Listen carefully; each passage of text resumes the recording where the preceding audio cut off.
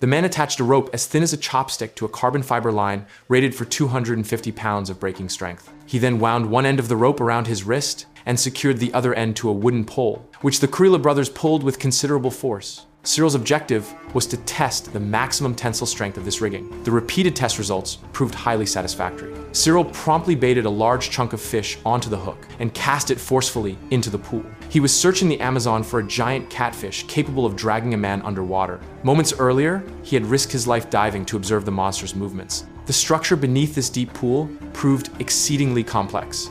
Cyril made several dives before locating a vast cavern. Yet as he prepared to explore further, a colossal dark form within the cavern delivered a direct blow to his face.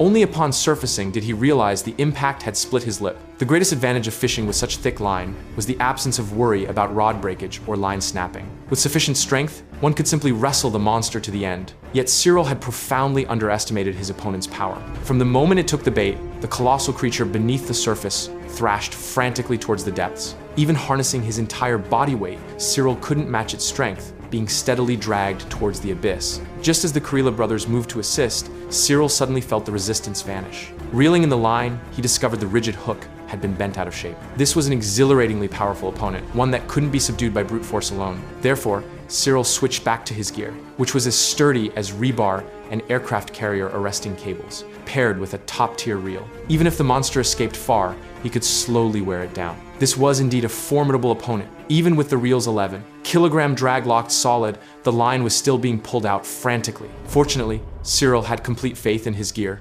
persistently battling the colossus from the shore.